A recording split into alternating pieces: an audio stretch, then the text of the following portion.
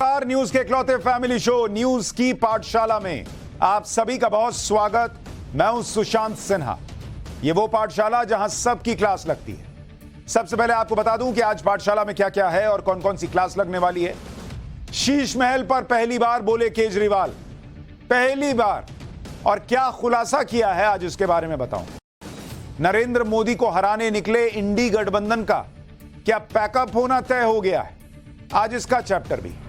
इसके अलावा खालिस्तानी निज्जर की मौत पर सबसे बड़ा खुलासा आपके लिए लेकर आया हूं। निज्जर की मौत के पीछे पाकिस्तान की आईएसआई और कनाडा का क्या कनेक्शन निकला, आज वो आपको विस्तार से बताऊंगा। उत्तर प्रदेश में आजम खान की सीक्रेट फाइल क्या ईडी के हाथ लगने वाली है। वो 10 सवाल जिनके जवाब ना मिले तो आजम खान तो गए समझिए। और आजम खान और उनकी मुंहबोली बेटी एकता के साथ अब क्या होने वाला है, आज इसका चैप्टर भी है। और फिर इस्कॉन के करोड़ों भक्त वर्सेस गांधी परिवार की बहू मेनका का चैप्टर है। इस्कॉन कसाईयों को गाय बेचता है। मेनका गांधी ने जो ये आरोप लगाया, हमने उसका लाइव टेस्ट किया है और उस लाइव टेस्ट में क्या निकला, आज हर इस्कॉन भक्त को देखना चाहिए। और आखिर में एक किस्सा अनसुना, बम फेंकने के ठीक पहले भगत सिंह ने जूते किसी को क्यों दिए, आज इसके बारे में भी बताऊंगा। लेकिन आज की पाठशाला शुरू करने से पहले रोज की तरह दिन भर की खबरों का रिवीजन, उसके बाद पहला चैप्टर।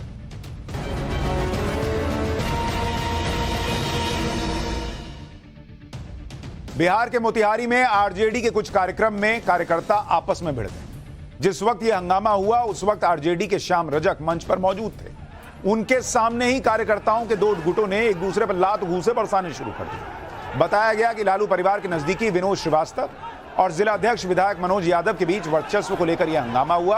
और फिर देखिए क्या हो रहा है, मारा पीटी चल रही वहां। उत्तर प्रदेश के मेरठ से यूपी पुलिस के जवान की हैरान करने वाली करतूत सामने आई। पुलिस के जवान ने एक युवक को झूठे केस में फंसाने के लिए उसकी बाइक में तमंचा रख दिया। लेकिन बाइक में तमंचा रखने वाली पूरी करतूत घर में लगे सीसीटीवी कैमरे में रिकॉर्ड हो गई। जिसके बाद झूठे केस में बाइक के मालिक को गिरफ्तार करने वाले सिपाही को लाइन हाजिर कर दिया गया है। दिल्ली के पास नोएडा में बेखौफ बदमाशों की दबंगई देखने को मिली है। दबंगों ने सीएनजी पंप पर एक युवक की लात घूंसों से पिटाई कर दी, जिसका सीसीटीवी वीडियो सामने आ गया, जिसमें दिख रहा है कि पहले दो लोगों में तेज बहस होती है, तभी वहां कुछ लोग और पहुंच जाते हैं और एक शख्स पर थप्पड़ बरसाने लगते हैं। इस दौरान एक दबंग ने उसे अपने कंधे पर उठाया और किसी पहलवान की तरह जमीन पर पटक दिया। इसके बाद चारों दबंग तेजी से अपनी कार को लेकर फरार हुए। गुजरात के सूरत में गणेशोत्सव के चंदे को लेकर दो परिवारों में भिड़ंत हो गई, जिसके बाद बीच सड़क पर जमकर लाठी डंडे चले। बताया यह भी जा रहा है कि हाउसिंग सोसाइटी की बैठक में गणेशोत्सव के चंदे को लेकर यह बहस हुई थी और इसके बाद शरद यादव नाम के शख्स को प्रवीण मारू ने बीच सड़क पर रोका और साथियों के साथ मिलकर पीट डाला। बाद में दोनों पक्षों के कई लोग जमा हो गए और मारपीट शुरू हो गई।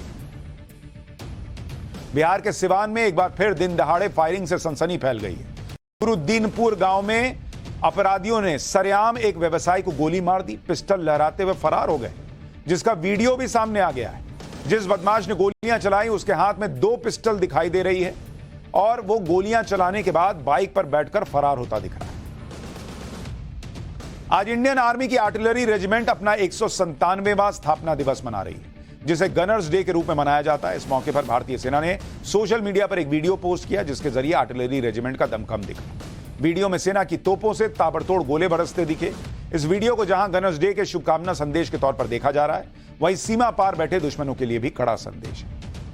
के बाद आज का पहला चैप्टर, जिसमें आपको बताऊंगा कि शीश महल पर पहली बार अरविंद केजरीवाल ने मुंह खोला है। पहली बार बोले हैं और बोले तो क्या खुलासा कर दिया भाई।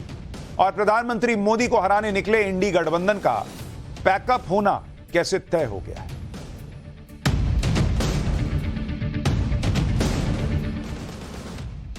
नरेंद्र मोदी को हराने निकला विपक्ष।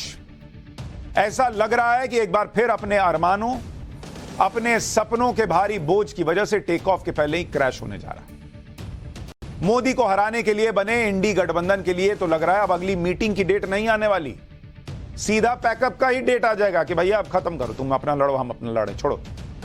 क्योंकि एक तरफ नरेंद्र मोदी जो 2024 की लड़ाई को जीतने के लिए ताबड़तोड़ फैसले ले रहे हैं, विधायकों के चुनाव में केंद्रीय मंत्रियों और सांसदों को उतारने की जरूरत पड़े तो वो भी कर दे रहे हैं। दूसरी तरफ विपक्ष है जिसने 3 महीने पहले एक बड़ा सा गठबंधन बनाया और यह बड़ा सा गठबंधन, इंडी गठबंधन, अभी तक कोई बड़ा फैसला नहीं ले पाया। 3 महीने में विपक्ष के नेता बहुत कर पाए तो क्या कर पाए, 14 एंकर को बॉयकॉट करने की एक लिस्ट फाइनल कर पाए। बाकी कोई चीज इनसे फाइनल ही नहीं हो पा रहा है। आपस में लड़ाई झगड़ा चल रहा है, कुर्ता फाड़ मारामारी चल रही है, जबकि इन्हें नरेंद्र मोदी से लड़ने के लिए एक साथ आना था। हैरानी की बात यह है कि विपक्षी गठबंधन की पार्टियों के बीच इतना ज्यादा तनाव तो तब भी नहीं था जब ये लोग गठबंधन में नहीं थे। जब से गठबंधन बनाया है उसके बाद पर्सनल कमेंट ज्यादा बढ़ गए, एक दूसरे के सरकारें गिराने तक बात पहुंच गई और अब एक कदम और आगे जाकर एक दूसरे को जेल भेजने तक मामला पहुंच गया। भाई आज आपको विस्तार से बताऊंगा कि कैसे भयंकर राजता फैल गया इंडी गठबंधन में, क्यों कह रहा हूं कि यह गठबंधन निपटने वाला है। लेकिन उससे पहले श्रीमान केजरीवाल जी के तनाव की बात बता देता हूं। लग तो यह भी रहा है कि सर जी के इसी तनाव का फ्रस्ट्रेशन कांग्रेस पर निकल गया है, लेकिन उसकी बात आगे। पहले आपको बताता हूं कि आज केजरीवाल जी पहली बार शीश महल पर बोले हैं। भाई दुनिया को अपने कान पर यकीन नहीं हो रहा कि जो केजरीवाल इतने सवाल उठते रहे लेकिन कुछ नहीं बोले, आज शीश महल पर बोले। खुद को कट्टर ईमानदार बताने वाले दिल्ली के मुख्यमंत्री अरविंद केजरीवाल ने आखिरकार अपने शीश महल को लेकर उठ रहे सवालों पर चुप्पी तोड़ी। शीश महल पर अरविंद केजरीवाल का पहला बयान तब सामने आया जब कल सीबीआई ने इस मामले की जांच शुरू की। पहले सुनिए टाइम्स नाउ भारत के ऑपरेशन शीश महल के खुलासे पर अरविंद केजरीवाल ने अपने बयान में कहा क्या है, फिर इसको जरा विस्तार से आपको समझाऊंगा। ये कोई पहली बार तो है नहीं। ये दिखाता है कि प्रधानमंत्री जी घबराए हुए हैं, ये उनकी घबराहट दिखाता है। ये पहली इंक्वायरी तो है नहीं, अभी तक 50 से ज़्यादा इंक्वायरी करा चुके हैं। कभी कहते हैं कि शराब घोटाला हो गया, कभी कहते हैं कि केजरीवाल ने बस घोटाला कर दिया, कभी कहते हैं कि केजरीवाल ने स्कूल घोटाला कर दिया, कभी कहते हैं केजरीवाल ने सड़कों का घोटाला कर दिया। इन्होंने 33 से ज़्यादा मेरे ऊपर केस करे और इन्होंने सारी छानबीन कर ली, सारी जांच कर ली। पिछले 8 साल से जब मैं दिल्ली का मुख्यमंत्री बना हूँ तब से ये जांच ही जांच किए जा रहे हैं, अभी तक तो कुछ मिला नहीं। तो अब ये नई इंक्वायरी इन्होंने शुरू की है, इस इंक्वायरी का भी स्वागत है। इसमें भी कुछ नहीं मिलने वाला, जैसे पहले कुछ नहीं मिला वैसे कुछ नहीं मिलने वाला। अरविंद केजरीवाल जी हंसकर इसका जवाब दे रहे हैं, जैसे शीश महल पर 44-45 करोड़ खर्च होने की, आम पब्लिक के पैसे के खर्च होने की बात कोई बहुत मामूली बात हो। अच्छा, वो फिर से वही जैसे मनीष सिसोदिया को सर्टिफिकेट दे दिए कि कुछ नहीं मिला, कुछ नहीं मिला। सिसोदिया जी जेल गए तो बाहर ही नहीं आ पा रहे, वैसे अपने आप को भी सर्टिफिकेट दे दिया, पहले हमारे बारे में कुछ नहीं मिला, अब भी कुछ नहीं मिलेगा। पहली बात तो यह है कि अगर अरविंद केजरीवाल को इतना ही भरोसा है कि जांच में कुछ नहीं मिलने वाला, तो उन्होंने शीश महल पर सफाई देने में इतना वक्त क्यों लगा दिया? भाई हमको पहले ही कैमरा लेके घुसने देते, कहते देख लो कुछ नहीं, अंदर कुछ नहीं मिलने वाला है, या खुद ही आकर सारी चीजों की सफाई दे देते। लेकिन अरविंद केजरीवाल क्या करते रहे शीश महल पर, अगर आप देखेंगे शीश महल को लेकर जब सवाल उठे, ऑपरेशन शीश महल पर जब सवाल पूछे गए, तो इसका खुलासा कब किया था हमने, आपको याद है? इसका खुलासा हमने किया था 25 अप्रैल 2023 को खुलासा किया था हमने। पहला बयान केजरीवाल का, पहला बयान जो आया है वो कब आया है भाई? वो पहला बयान उन्होंने दिया है 28 सितंबर 2023 को, यानी आज के दिन। चुप कितने दिन रहे? चुप रहे 157 दिन। भाई जब कुछ किया ही नहीं था तो 157 दिन मुंह सिल कर क्यों बैठे हुए थे? तभी बता देते, बोलते आओ आओ सब देख लो, कैमरा लेके घुस जाओ, देख लो कोई 4-4 लाख का कमोड नहीं लगा है, तुम लोग जो फोटो दिखा रहे हो वो गलत है, जो कागज में लिखा है वो सब गलत है। 157 दिन की चुप्पी के बाद केजरीवाल जी सफाई देने आए भी तो सफाई के नाम पर भाई पॉलिटिकल झुंझुना पब्लिक को थमा दिया। जो सवाल थे शीश महल को लेकर उस पर तो कुछ कायदे का बताया भी नहीं।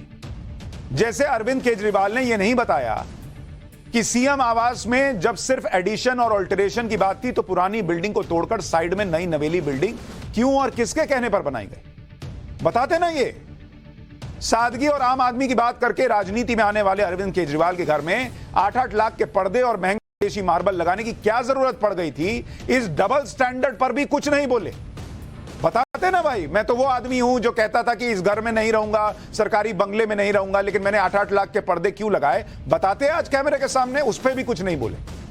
एलजी की चिट्ठी में उनकी पत्नी पर आरोप लगाए गए, इस पर भी उन्होंने कोई सफाई नहीं दी। मैडम चीफ मिनिस्टर क्यों कहा जा रहा था उनकी पत्नी को, इस पर भी कुछ नहीं बोले।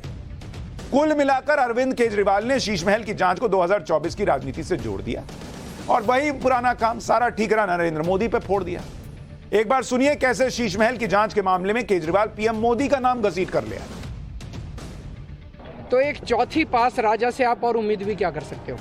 24 घंटे केवल और केवल इंक्वायरी का गेम करते रहते हैं या केवल भाषणबाजी करते रहते हैं और काम तो कुछ करते नहीं हैं। ये लोग ये चाहते हैं कि मैं इनके सामने झुक जाऊं, ये लोग चाहते हैं कि ये मेरे को तोड़ दें। वो नहीं होने वाला, केजरीवाल झुकने वाला नहीं है। ये फर्जी इंक्वायरी जितनी मर्जी इंक्वायरी कर ले, जितनी मर्जी केस कर ले, मैं झुकने वाला नहीं हूँ। लेकिन हाँ, आज मैं चौथी पास राजा को एक चैलेंज देना चाहता हूँ। जैसे पिछली इंक्वायरियों में कुछ नहीं निकला, अगर इस इंक्वायरी में भी कुछ नहीं निकलेगा तो क्या आप इस्तीफा दोगे झूठी इंक्वायरियां कराने के जुर्म में? मतलब पूरी कहानी फिर घूम फिर कर जो इस देश में पॉलिटिक्स चलती है कि नरेंद्र मोदी का नाम ले आओ, नरेंद्र मोदी हमको फंसा रहे हैं ये बोल दो और उसके बाद कहानी खत्म। कह रहे हैं नरेंद्र मोदी इस्तीफा देंगे क्या अगर जांच में कुछ नहीं निकला। बॉस आपने कभी इस्तीफा दिया? इतनी लंबी लिस्ट लेकर चलते थे, ये नेता जो है ये भ्रष्टाचारी, वो भ्रष्टाचारी, फलाना भ्रष्टाचारी, ढिमकाना भ्रष्टाचारी। आज सब उन्हीं जिनको भ्रष्टाचारी बताया उन सब के साथ हाथ पकड़ के इंडी गठबंधन में फोटो खिंचवा लिए। इस्तीफा दिया क्या?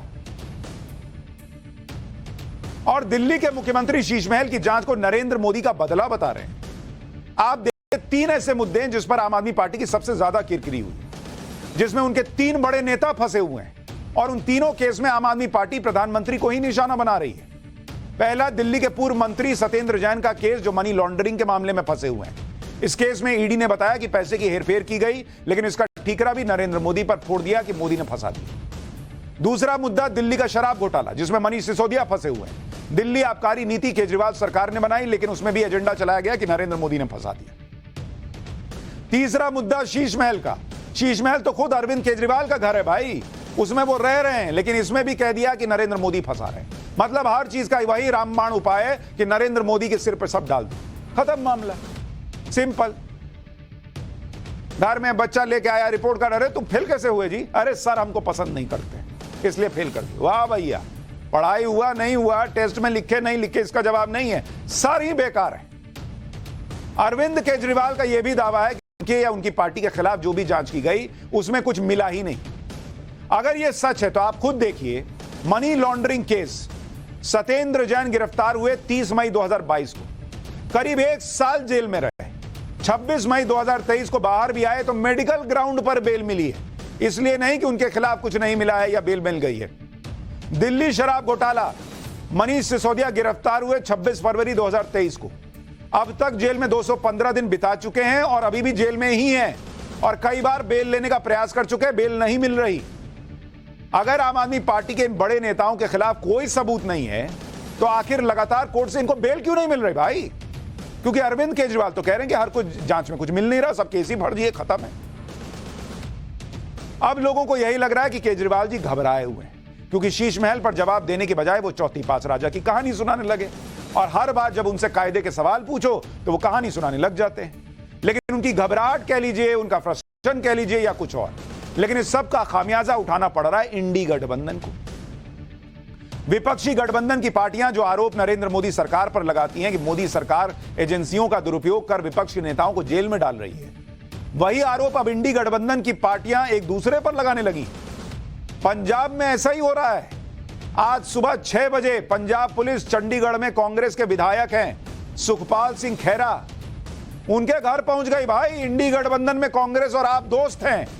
यहां आम आदमी पार्टी की सरकार पंजाब में, उनकी पुलिस पहुंच गई कांग्रेस के विधायक को अरेस्ट करने और ड्रग्स के एक पुराने केस में उनको गिरफ्तार कर लिया। कांग्रेस विधायक की गिरफ्तारी का हैरान करने वाला वीडियो सामने आया है। देखिए कैसे खैरा अपने घर में बैठे हैं, गिलास लिए हुए पानी पी रहे थे, तभी पुलिस आ धमकी और उन्हें उठाकर ले गई। जरा एक बार गिरफ्तारी का वीडियो देखिए, फिर ये खैरा जी का हिस्ट्री बताऊंगा तो आपको पता चलेगा इनका आम आदमी पार्टी से भी क्या कनेक्शन निकला था। मैं टीम का मेंबर नहीं कौन है जी फिर मैं टीम का मेंबर नहीं जी कौन है ਦੱਸੋ ਇੱਕ ਮਿੰਟ ਯਾਰ ਇੱਕ ਮਿੰਟ ਫਿਰ ਕਿਉਂ ਕੋਆਪਰੇਟ ਕਰੋ ਯਾਰ ਕੀ ਕਰਦੇ ਹੋ ਕੋਆਪਰੇਟ ਕਰ ਰਹੇ ਹਾਂ ਅਸੀਂ ਪਲੀਜ਼ ਆਓ ਸਰ ਆਓ ਜਲਦੀ ਆਓ ਫਿਰ ਅਲਦਾ ਕਿੱਥੇ ਲੈ ਕੇ ਚੱਲੇ ਦੱਸੋ ਜਰਾ ਜਲਾਲਾਬਾਦ ਜੀ ਜਲਾਲਾਬਾਦ ਲੈ ਕੇ ਚੱਲੇ ਹੋ ਮੈਨੂੰ ਮਾੜਾ ਮੋਟਾ ਕੋਈ ਇੱਥੇ ਲੋਕਲ ਇੰਡੀਪੈਂਡੈਂਟ ਸਾਨੂੰ ਰਿਮਾਂਡ ਅਪੋਜ਼ ਕਰਨ ਵਾਸਤੇ ਦਿਖਾਓ ਕੁਛ ਤਾਂ ਦਿਖਾਓ ਯਾਰ ਹਲੇ 6:30 ਹੋਏ ਨੇ 6:20 ਹੋਏ ਨੇ ਸਵੇਰ ਦੇ ਉਹ ਇੱਕ ਮਿੰਟ ਯਾਰ ਇੱਕ ਮਿੰਟ ਚੱਲੇ ਇੱਕ ਮਿੰਟ ਯਾਰ ਫੋਨ ਨਹੀਂ ਖੋਣਾ ਧੱਕਾ ਨਹੀਂ ਕਰਨਾ ਕਿਸੇ ਨੇ ਕੋਈ ਕੰਮ ਹੋਣੇ ਪੰਜਾਬ ਸਰਕਾਰ ਮੁਰਦਾਬਾਦ ਪੰਜਾਬ ਸਰਕਾਰ ਮੁਰਦਾਬਾਦ ਪੰਜਾਬ ਸਰਕਾਰ ਮੁਰਦਾਬਾਦ ਪੰਜਾਬ ਦੇ ਵਿੱਚ ਜੰਗਲ ਦਾ ਰਾਜ ਬਦਲਾਖੋਰੀ ਦਾ ਰਾਜ ਕਿਉਂਕਿ ਭਗਵੰਤ ਦਾ ਮੈਂ ਮੁਖਾਲਫਤ ਕਰਦਾ ਇਹਨਾਂ ਦੀ ਕਰਤੂਤ ਦੇਖ ਲਓ ਮੈਨੂੰ ਚੰਡੀਗੜ੍ਹ ਤੋਂ ਅਰੈਸਟ ਕਰਕੇ ਇੱਕ ਸਰਾਸਰ ਪੁਰਾਣੇ 2015 ਦੇ ਝੂਠੇ ਕੇਸ ਵਿੱਚ ਮੁੜ ਉਸੇ ਕੇਸ ਇਹਨਾਂ ਨੂੰ ਰੋਜ਼ ਲੱਭਾ ਵੀ ਕੁਝ यानी कांग्रेस और आम आदमी पार्टी इंडी गठबंधन में तो ये दोस्ती हम नहीं तोड़े के गाने गाती है। यहां उनके ही विधायक को अरेस्ट कर लिया और वहां कांग्रेस कह रही है कि हम तो पंजाब में केजरीवाल आम आदमी पार्टी की सरकार गिरा देंगे। ये चल रहा है, ये इंडी गठबंधन का हाल है। और इसीलिए जब सुखपाल खैरा अरेस्ट हुए तो कई लोग ये भी याद दिलाने लगे, भाई पुराना केस तो है, लेकिन लोग ये भी याद दिला रहे हैं कि पंजाब कांग्रेस के विधायक सुखपाल सिंह खैरा वही नेता हैं जो पिछले कुछ दिनों से आम आदमी पार्टी के दिग्गज नेता राघव चड्ढा के खिलाफ हाथ धोकर पीछे पड़े हुए थे। सुखपाल सिंह खैरा ने सोशल मीडिया पर एक के बाद एक कई पोस्ट करके राघव चड्ढा की लग्जरी शादी पर हुए खर्च को लेकर सवाल उठाए थे। कल रात ही सुखपाल सिंह खैरा ने ट्वीट कर यह पूछा था कि राघव चड्ढा ने अपनी पत्नी परिणीति चोपड़ा को अपनी कमाई से 10 गुना ज्यादा महंगा डायमंड कैसे दे दिया है। राघव चड्ढा को तो इस पर सफाई देनी चाहिए, ये उन्होंने ट्वीट करके पूछा था। ट्वीट भी आपको दिखा रहे हैं। सुखपाल सिंह खैरा ने राघव चड्ढा की 2020-21 के आईटीआर स्टेटमेंट को सार्वजनिक करते हुए पूछा था कि राघव चड्ढा ने तो अपनी इनकम महज 2,44,000 रुपए दिखाई है। इससे पहले भी खैरा ने एक के बाद एक कई ट्वीट्स करके राघव चड्ढा और आम आदमी पार्टी पर सवाल उठाए थे। अब लोग सवाल पूछ रहे हैं कि 2015 के केस की वजह से यह कार्रवाई हुई है या ऐसे ट्वीट्स और ऐसे सवाल पूछने की का खामियाजा खैरा साहब को उठाना पड़ा। पंजाब के कांग्रेस विधायक की गिरफ्तारी ऐसे वक्त में है, वजह क्या हमको नहीं पता, अभी तो पुराना केस ही बताया जा रहा है। लेकिन वक्त देखिए आप, ऐसा वक्त जब पंजाब में कांग्रेस और आम आदमी पार्टी के बीच पहले से तनाव चल रहा है और यह तनाव अब तो चरम पर पहुंच चुका है। 2 दिन पहले ही पंजाब कांग्रेस के नेता प्रताप सिंह बाजवा ने भगवंत मान की सरकार गिराने की बात कही और दावा किया था कि लोकसभा चुनाव में अगर कांग्रेस सभी 13 सीटें जीत गई तो भगवंत मान की सरकार गिर जाएगी। भगवंत मान और प्रताप सिंह बाजवा के बीच सोशल मीडिया पर जबरदस्त तू-तू मैं-मैं हो गई थी और दोनों नेता अपनी अपनी पार्टी के हाईकमान का दिखा रहे थे। खैरा की गिरफ्तारी ऐसे वक्त में हुई है जब पंजाब कांग्रेस के नेता भगवंत मान पर पंजाब की अर्थव्यवस्था को कर्ज में डुबो देने का आरोप लगा रहे हैं और इसके खिलाफ लगातार बयान दिए जा रहे हैं। पंजाब कांग्रेस के नेता जिस तरह से मान सरकार को घेर रहे हैं उससे यही लगता है कि पंजाब कांग्रेस के नेता आम आदमी पार्टी से गठबंधन के पक्ष में नहीं है। कैसे गठबंधन होगा भाई, पंजाब में, दिल्ली में, कहीं भी कैसे गठबंधन होगा? आपका कार्यकर्ता नहीं पूछेगा कि भैया ये अरेस्ट कर रहे हैं हमारे नेता को, इनके साथ मिलकर चुनाव लड़ेंगे? या आम आदमी पार्टी का कार्यकर्ता पूछेगा कि भाई जिस पार्टी के नेताओं को अरेस्ट करना पड़ रहा है नशाखोरी के मामले में या दूसरे मामले में, तो आप उनके साथ कैसे चुनाव लड़ सकते हो? पंजाब के नेता आपसे गठबंधन का विरोध भी कर चुके हैं और शायद इसलिए वो गठबंधन का लिहाज करते हुए आम आदमी पार्टी को बख्शने के मूड में भी नहीं दिख रहे। खैरा की गिरफ्तारी के बाद पंजाब कांग्रेस के नेताओं ने भगवंत मान के खिलाफ मोर्चा खोल दिया। इस मामले में पंजाब कांग्रेस के नेता पंजाब के राज्यपाल से मिलाए। राज्यपाल से मिलने के बाद पंजाब कांग्रेस के नेताओं ने साफ कह दिया कि पार्टी हाईकमान इस मामले में उनके साथ है, यानी राहुल गांधी, मल्लिकार्जुन खड़गे, ये सब अभी कांग्रेस के साथ खड़े कि जाओ मिलो, इनकी शिकायत करो। सुनिए एक बार। मैंने कह दिया कि बाजवा साहब ने और हमने अपनी बात हाईकमान को रख दी है और हाईकमान खड़गे साहब ने ये कहा है कि आपके बिना पूछे और आपकी सहमति के बिना कुछ नहीं होगा। They basically want to damage the image of the Congress because Congress is the primary opponent of the AAP in Punjab, number one. Number two, a couple of people who every single day take on the government. Sukhpal Khera was an important face. So they wanted to basically demolish that face. They wanted to keep him quiet, gag his voice. Don't you think that your alliance at the national level will be affected the way this Aam Aadmi Party and your differences are going on? This to Mr. Arvind Kejriwal should answer. Arrests are being made by Bhagwant Mann. Whatever things are being done is being done by his government. He is answerable, not us. Obviously, we are going to come at the back of our colleagues. Khaira की गिरफ्तारी का मामला अब सिर्फ पंजाब की राजनीति तक सीमित नहीं रह गया है, क्योंकि कांग्रेस हाईकमान भी इस मामले में कूद गई और सीधे तौर पर यह मैसेज दे दिया गया कि गठबंधन की वजह से वो भी चुप नहीं बैठने वाले। कांग्रेस की तरफ से ट्वीट किया गया कांग्रेस के ट्विटर हैंडल से और कहा गया कि अखिल भारतीय किसान कांग्रेस के चेयरमैन सुखपाल खैरा जी की गिरफ्तारी सत्ता के दुरुपयोग और प्रतिशोध का एक सबूत है। अन्याय के खिलाफ उनकी बुलंद आवाज को दबाने की इस ओछी साजिश के खिलाफ उनके साथ पूरा कांग्रेस परिवार खड़ा है। हम झुकने को तैयार नहीं हैं, रुकने को तैयार नहीं है, हम लड़ेंगे और जीतेंगे। केंद्रीय गृह मंत्री अमित शाह ने पहले ही भविष्यवाणी कर दी थी, आपको याद होगा, कि अरविंद केजरीवाल विपक्ष के गठबंधन के साथ ज्यादा दिन नहीं टिकेंगे।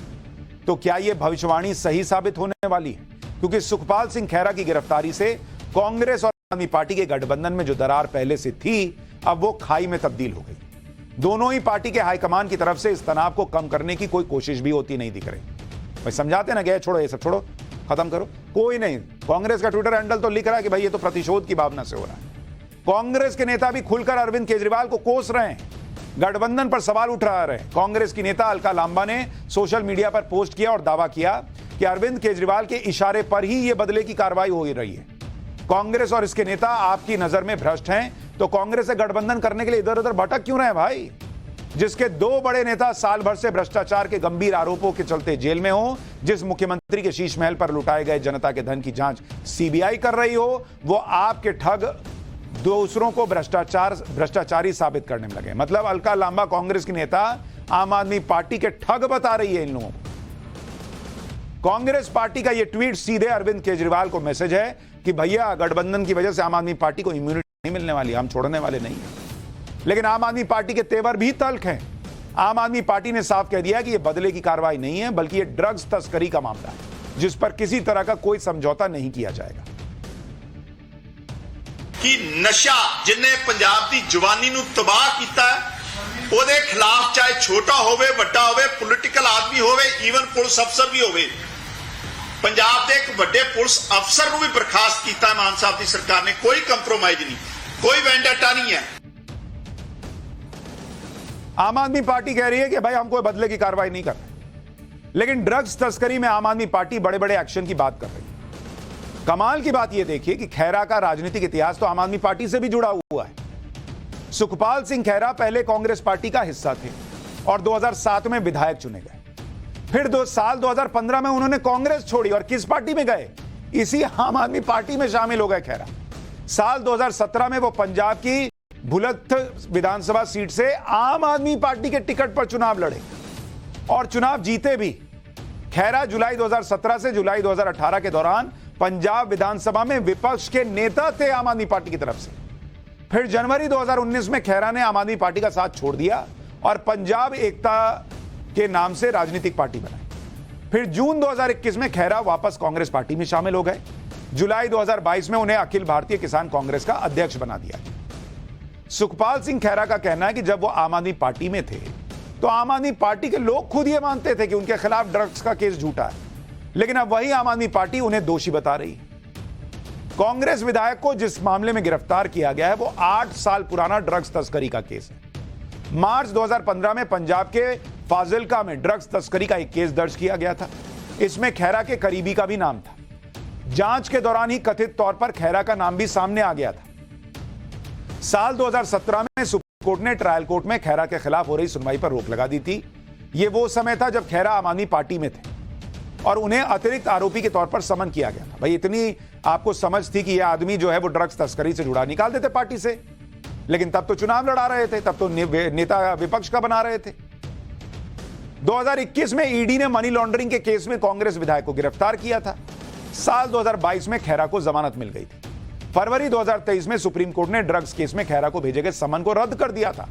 हालांकि पंजाब पुलिस ने अप्रैल 2023 में इस मामले में एसआईटी का गठन किया, जिसमें जांच के दौरान कुछ नए सबूत मिले, जिसके आधार पर खैरा को गिरफ्तार किया गया, ये कहा जा रहा है।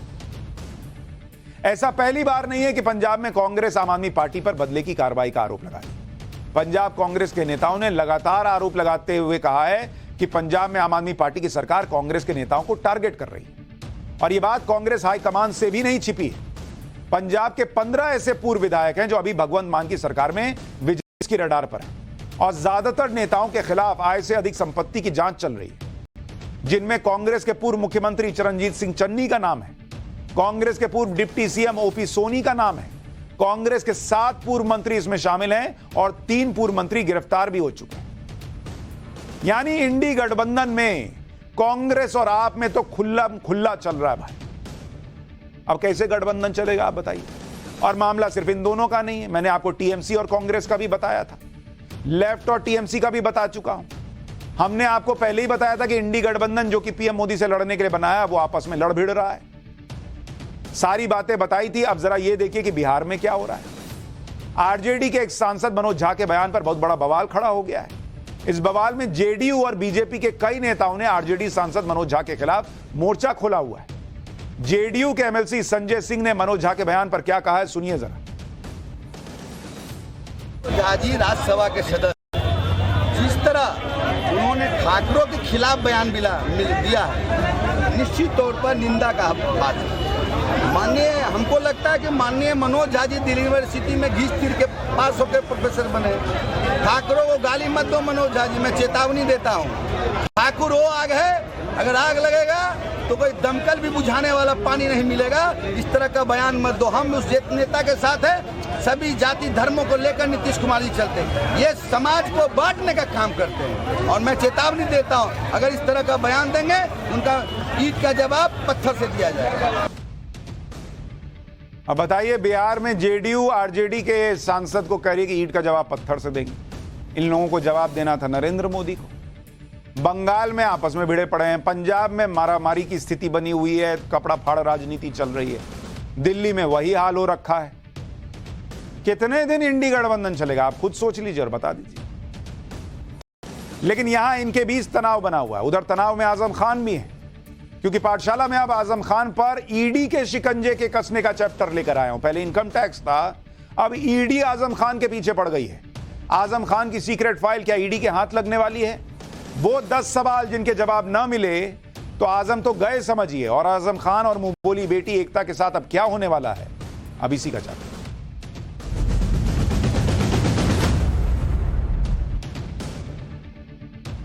आजम खान अभी इनकम टैक्स डिपार्टमेंट की रेड के सदमे से उबर भी नहीं पाए कि अब उन पर ईडी ने भी रेड डालने की तैयारी शुरू कर दी।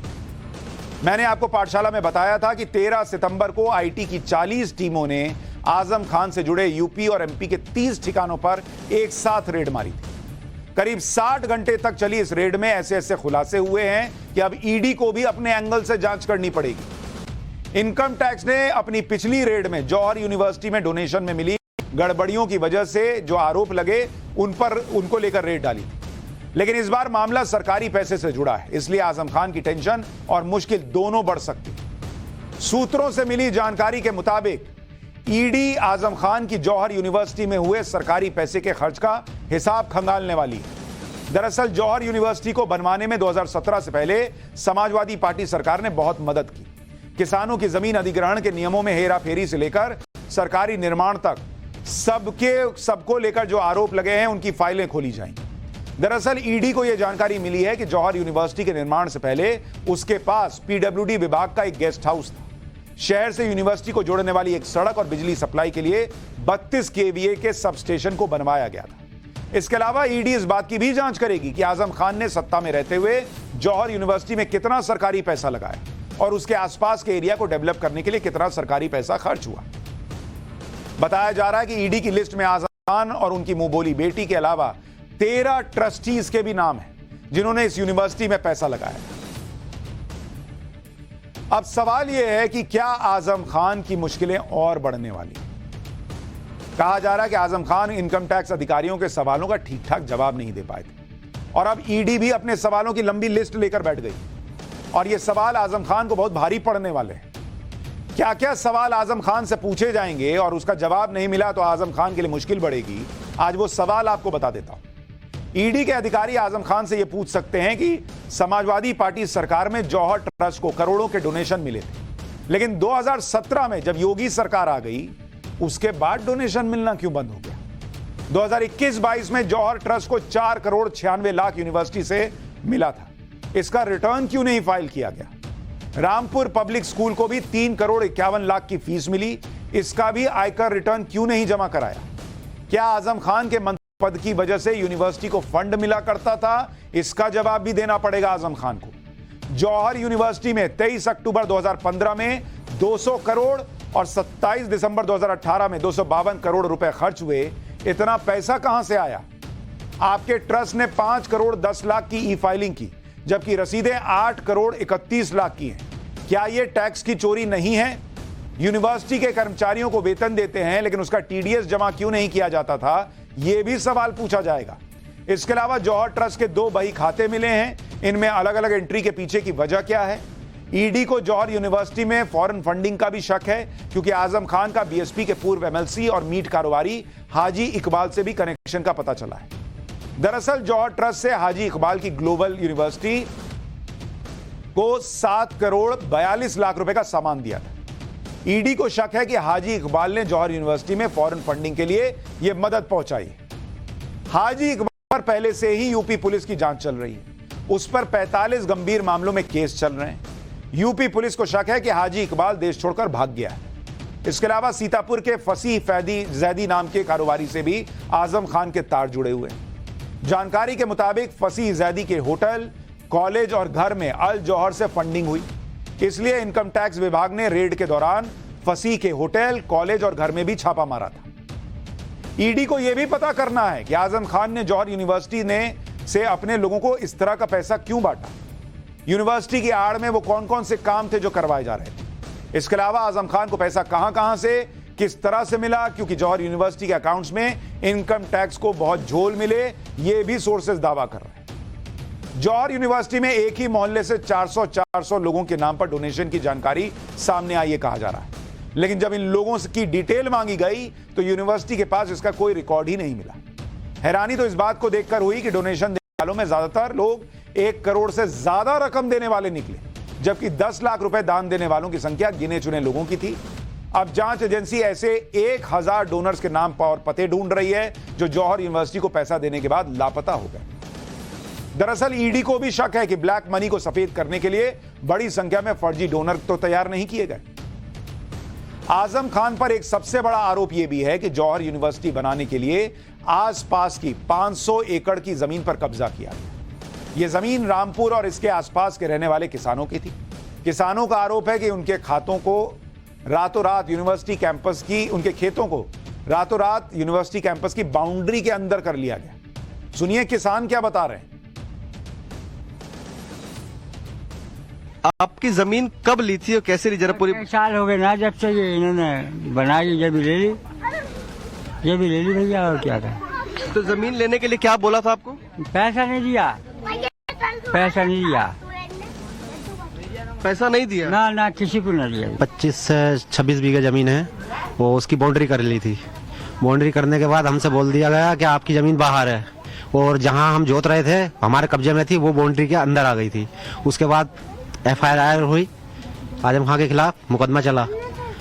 26 लोगों ने मुकदमा डाला था, तो हम उस मुकदमे पे कायम थे। कुछ लोग पैसे ले चुके हैं और हमें नहीं मिला पैसा। साहब हमारे ऊपर एक लूट का मुकदमा लगाया उन्होंने, जो 18 बीघे जमीन जांचती चली हमारी, वो हमने रजिस्ट्री मजबूरी में कराई। 3.5 लाख रुपए के पैसे तय हुए थे, उन्होंने 2 लाख रुपए के पैसे दिए। मुआवजा मिला ना, वापस जमीन मिली ना, बदले में क्या मिला। कुछ नहीं, लाठ और वो जेल मिली। आपको यह भी देखना चाहिए कि आजम खान के लिए सामने या उन पर आरोप लगाने वाले जो किसान हैं वो भी मुसलमान ही हैं। जैसे अतीक अहमद के मामले में मैंने आपको बताया था कि जब वो जुल्म करता था तो मुसलमान नहीं देखता था, मुसलमानों पर भी जुल्म। वैसे ही आजम खान पर आरोप लगाने वाले हिंदू और मुसलमान में नहीं बटे हैं। मुसलमान भी कह रहे हैं कि हमारी जमीन ले ली और हमको कुछ नहीं मिला, लेकिन मुसलमान वोट देते वक्त क्या ये देखता है, ये भी एक प्रश्न है। जांच में यह भी सामने आया कि जौहर विश्वविद्यालय कर्मचारियों की तनख्वाह पर बड़ी रकम को खर्च कर रहा था। हालांकि इसका टीडीएस नहीं काटा जा रहा था। यह बात यूनिवर्सिटी के कुछ अकाउंट से पता चली। यूनिवर्सिटी ट्रस्ट के नाम से 2 सेविंग अकाउंट मिले। रामपुर पब्लिक स्कूल का सेविंग अकाउंट भी खोला गया था, जबकि नियमों के मुताबिक तीनों संस्थाओं के करंट अकाउंट खुलने चाहिए थे। तीनों सेविंग्स अकाउंट में 22 लाख से ज्यादा ब्याज मिला है। जुलाई 2022 में जौहर यूनिवर्सिटी के खाते में सिर्फ ब्याज के 17,58,000 रुपए मिले। तो आप समझिए कि कितने सारे गंभीर प्रश्न हैं जिनका जवाब आजम खान को देना है। लेकिन एक सवाल का जवाब अब मिलता दिख रहा है, लेकिन एक सच जिसका जवाब देश जानना चाहता है, अब उसका चैप्टर लेकर आया। पाठशाला में अब इस्कॉन के करोड़ों भक्त वर्सेस गांधी परिवार की बहू मेनका गांधी का चैप्टर। इस्कॉन कसाईयों को गाय बेचता है। मेनका गांधी के इस आरोप का नवभारत ने लाइव टेस्ट किया तो क्या सच निकला, आइए दिखाता हूं।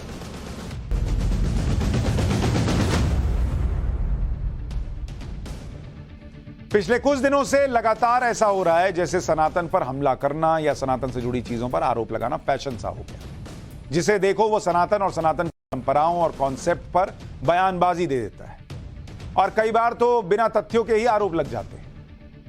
अब एक नया आरोप गांधी परिवार की बहू और बीजेपी की नेता मेनका गांधी ने इस्कॉन पर लगा दिया।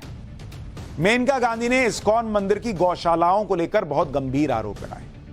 गाय और गौशाला पर मेनका गांधी के आरोप ने हंगामा खड़ा कर दिया, क्योंकि इस्कॉन वो संस्था है जो दुनिया भर में कृष्ण भक्ति के साथ साथ गोसेवा के लिए जानी जाती है। मेनका गांधी के आरोप में कितनी सच्चाई है, इस्कॉन की गौशालाओं से ग्राउंड रिपोर्ट और रियलिटी टेस्ट आज आपको दिखाने जा रहा हूं। लेकिन उसके पहले यह देखिए कि मेनका गांधी ने इस्कॉन की गौशाला पर आरोप क्या लगाए। मेनका गांधी का आरोप है कि सबसे बड़े धोखेबाज इस्कॉन वाले होते हैं। इस्कॉन गायों को कसाईयों को बेचता है। अनंतपुर गौशाला में एक भी सुखी गाय नहीं है। इस्कॉन को सरकार से बहुत फायदा मिलता है।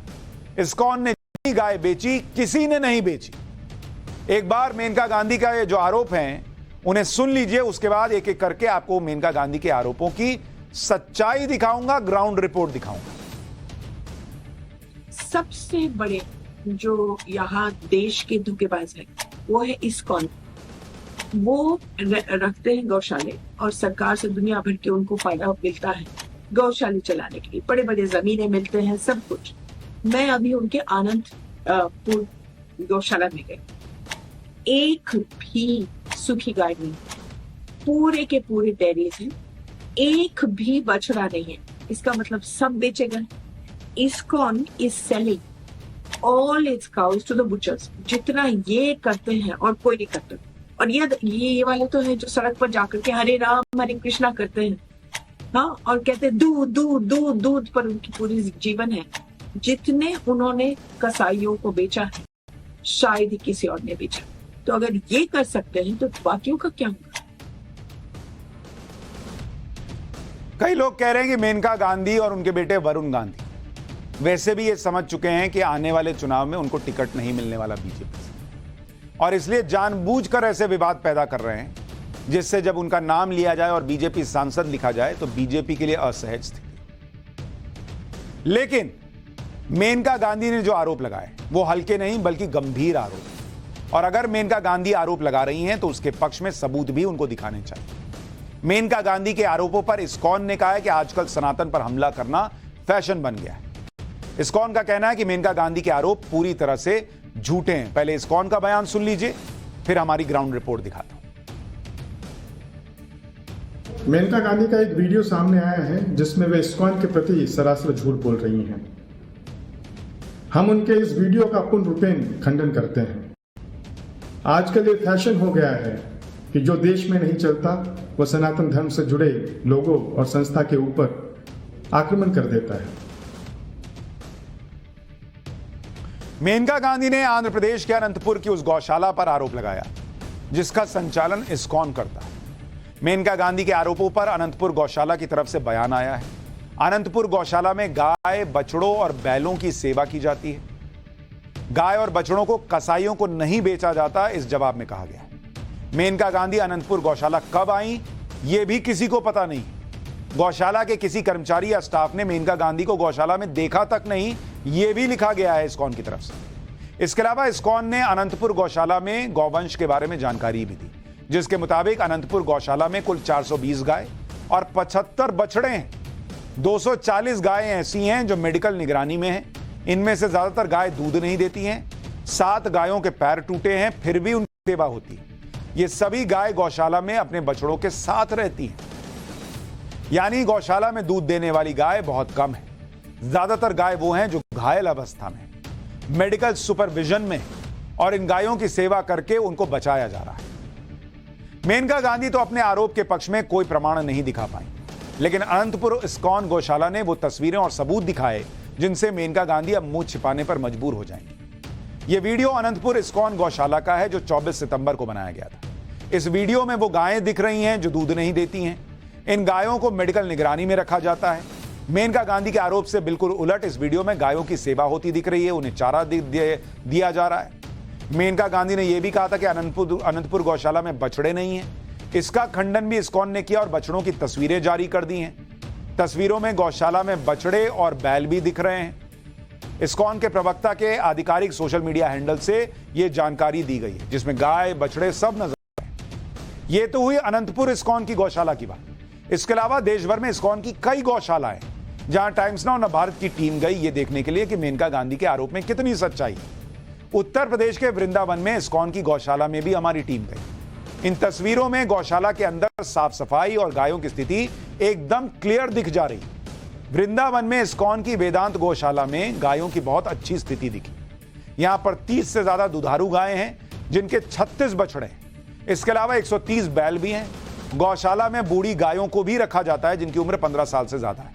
ये वो गायें हैं जो दूध नहीं देती और जिनको मेडिकल हेल्प की जरूरत होती है, फिर भी इन गायों की सेवा की जाती है। देखिए वृंदावन की इस्कॉन गौशाला से हमारे सहयोगी की रिपोर्ट।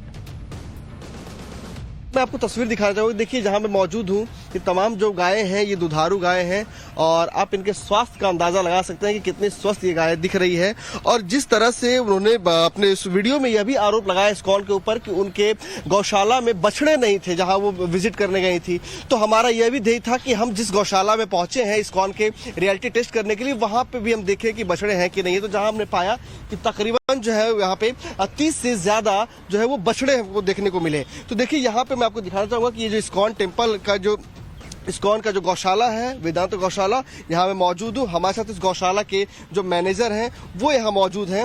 इनसे हम बात भी करेंगे। ये जो है मैनेजर है यहाँ से वेदांत गौशाला के, और इनका नाम जो है वो पार्थ कृष्ण दास है। हम इनसे बात करेंगे। ये बताइए सबसे पहले तो आप यह कि मेनका गांधी ने जो आपके गौशाला इस्कॉन के गौशाला के ऊपर आरोप लगाया है कि आप गायों को कसाईयों के हाथ में देते हैं, कितनी सच्चाई है इसमें? हरे कृष्णा, ये बिल्कुल भी सच्चाई नहीं है। आपने खुद देखा होगा हमारे पास जवान गायें भी हैं और उधर साइड में बुढ़ी गायें भी हैं। हमारे पास कम से कम 60 के लगभग बुढ़ी गायें हैं जिनकी उम्र 15 साल से ऊपर हो चुकी है। गायें की उम्र 20 साल तक होती है। तो 15 साल के बाद हम गायों के लिए एक अलग शेड बना रखे जिनकी अच्छे से देखभाल की जा सके।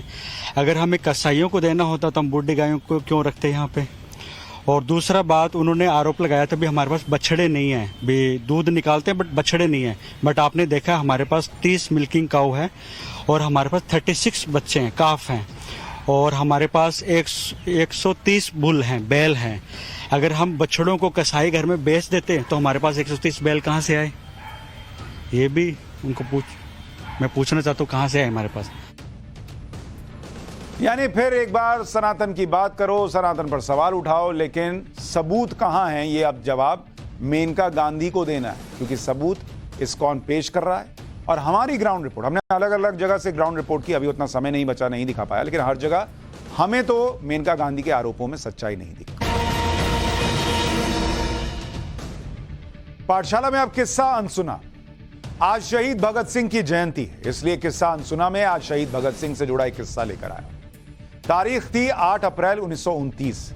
भगत सिंह और बटुकेश्वर दत्त दिल्ली सेंट्रल असेंबली में बम फेंकने के लिए पहुंचे थे। भगत सिंह और बटुकेश्वर दत्त के साथ एक तीसरा व्यक्ति भी था, जयदेव कपूर। असेंबली में एंट्री करने से ठीक पहले भगत सिंह ने बटुकेश्वर दत्त से रुकने के लिए कहा। भगत सिंह ने अपने हाथ से घड़ी निकाली और जयदेव कपूर को पकड़ा। घड़ी देने के बाद बटुकेश्वर दत्त ने भगत सिंह से असेंबली के अंदर चलने को कहा, लेकिन भगत सिंह एक बार और ठहर गए। भगत सिंह की नजर जयदेव कपूर के जूतों पर पड़ी। जयदेव कपूर के जूते कटी फटी हालत में। इसके बाद भगत सिंह ने अपने नए जूतों को देखा जो असेंबली में बम फेंकने के कुछ ही दिन पहले लिए गए थे। भगत सिंह ने जयदेव कपूर से जूते बदलने के लिए कहा और बोला कि अब वो जूते उनके तो किसी काम नहीं आने वाले, तो ये नए जूते तुम रखो। इसके बाद भगत सिंह और बटुकेश्वर दत्त असेंबली के अंदर चले गए और वहां बम फेंका। दोनों को गिरफ्तार कर लिया गया। जयदेव कपूर ने भगत सिंह से मिले जूतों को याद के तौर पर संभाल कर रखा और 1994 में जयदेव कपूर की मौत के बाद ये आज भी यूपी के हरदोई में उनके घर पर सहेज कर रखे हुए।